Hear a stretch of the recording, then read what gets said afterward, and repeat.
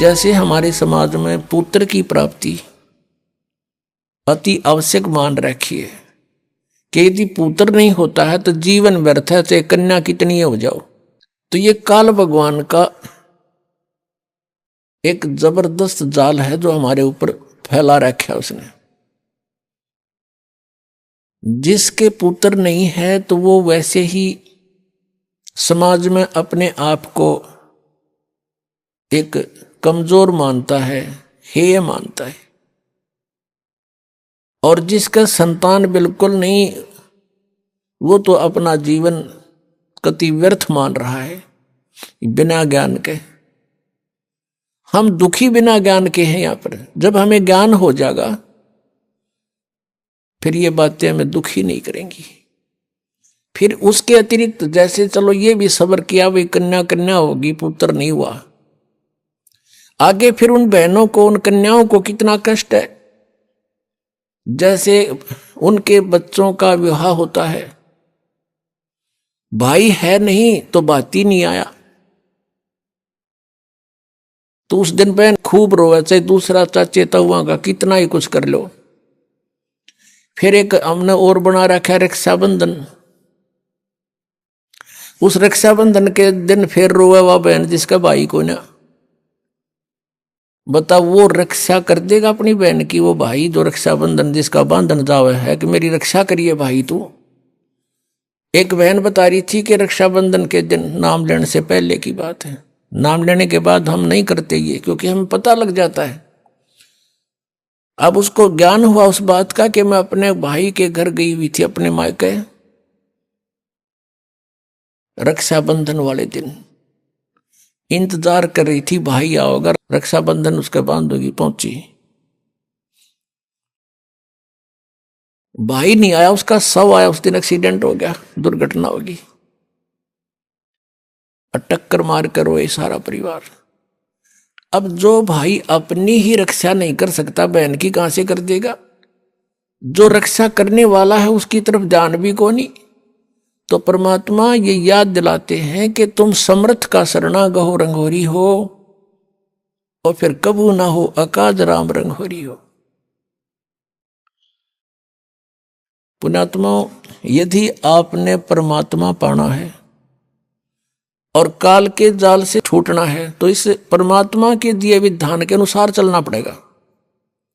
लोक लाज ना कीजिए निर्भय हो रहिए, ये मन संतों दीजिए तो गोविंद पाइए। बहु सागर जूनी जन्म हरिदास मिटावे, बहुर बहुर नहीं आवही फिर मुक्ता पद पावे। ऐसे हरिजन संत हैं संगत नियत की जय, इस झूठे जग की लाज में ना ही चत दीजिए। किसी भी संत का इतिहास देख लो, उन्होंने सबसे पहले यही कहा है कि लोक लाज मर्यादा जगत की तृण जो तोड़ बगावे, जब कोई राम भगत गत पावे। मीराबाई ने कहा था, सत्संग में जाना मेरा ना छूटेरी, सत्संग में जाना मेरा ना छूटेरी। हारी चाहे जड़ के मरो संसारे, सत्संग में जाना मेरा ना छूटेरी। यानी हम अपने उद्देश्य पर इतने दृढ़ होंगे तब हम परमेश्वर के निकट पहुंचाएंगे। गरीबदास साहिब जी कहते हैं कि इन पिछलों की जो रीति है ये तुरंत त्यागनी होंगी। हमारे लिए सबसे बड़ी बाधक ये है, तो उनको हमें त्याग कर ही परमात्मा प्राप्ति होगी। तो पुण्यात्माओं, परमेश्वर का पाना बहुत आसान है। काल ने हमें इतना उलझा दिया, जैसे भी किसी के संतान नहीं है उसको ये कहा करते थे कि इसकी तो सुबह दर्शन भी ना होने चाहिए। नो कहा करते जिसका संतान नहीं है कि ले बता सुबह सुबह यू लाग गया न पूता माथे के। और वो भी महसूस करते थे कि अब ये सोच रहा होगा, ये करते हैं अभी भी ऐसा ही है। ये पुण्यात्माओं, यहां काल की सारी उल्टी रीति है। अब जब हम तत्व ज्ञान से परिचित होंगे तो परमात्मा के विधान अनुसार हमने चलना पड़ेगा।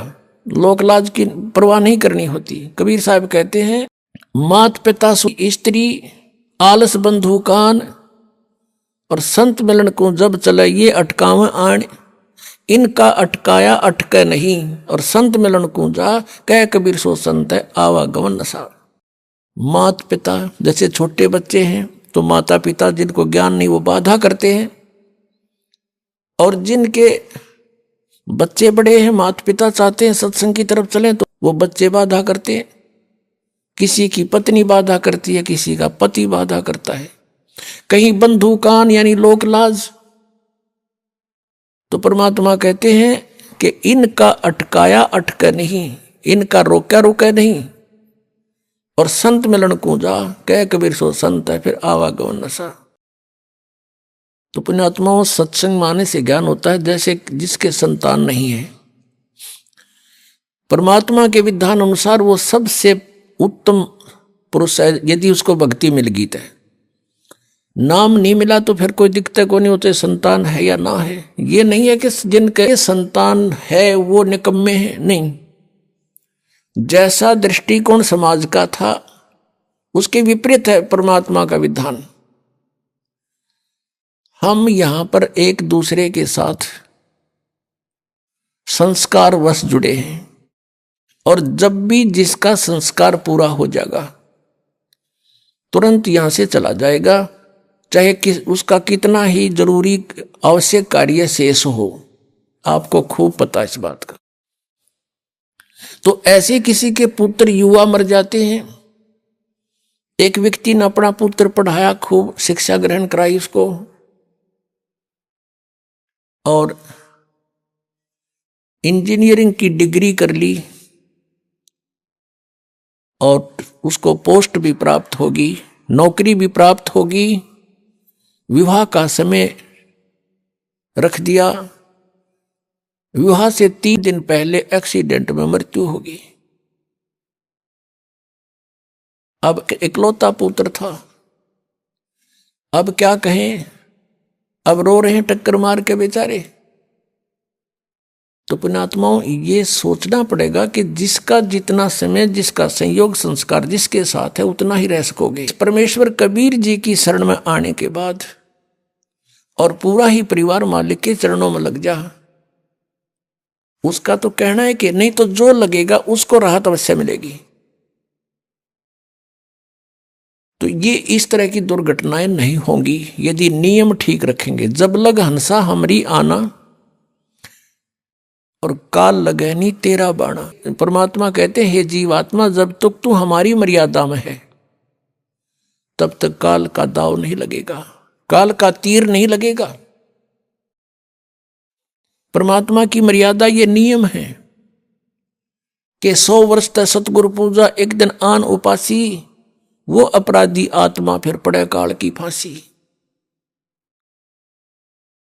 परमात्मा बता रहे हैं कि 100 वर्ष ये साधना कर रहे हैं हमने जो बता रखी है, और एक दिन आन उपासी, एक दिन आन उपासना कर ली, अन्य जो पूजाएं कर दी, तो कहते वो अपराधी आत्मा पड़े काल की फांसी। तो ये मर्यादा खंड नहीं होनी चाहिए। हमारे नाम को बहुत दृढ़ता से हमने नियमों का पालन करते हुए आगे बढ़ाना है। फिर देखना खेल मालिक के, तो जो निसंतान हैं उनका आगे कोई लेन देन नहीं है, उनका आपस में संस्कार किसी से शेष नहीं है। संत मत के अनुसार वो बहुत उत्तम आत्माएं हैं यदि उनको ये मार्ग मिल जावे तो। अन्यथा तो फिर परमात्मा कहते हैं वो तो जो सत साधना नहीं कर रहे वो तो चाहे संतान है या ना है, दोनों एक जैसे। हाँ, जिनके संतान है वो भी बुरे नहीं, क्योंकि मनुष्य जीवन परमात्मा की भक्ति मिल गई, पूरा परिवार भक्ति करे, बच्चों को भी लावे शरण में। फिर उनके जो संस्कार हैं वो बहुत आसानी से हल्के होकर निमट जाएंगे। और ये अननेसेसरी चोट नहीं लागने दे भगवान। आयु बढ़ा देगा ये परमात्मा, ये समर्थ शक्ति है।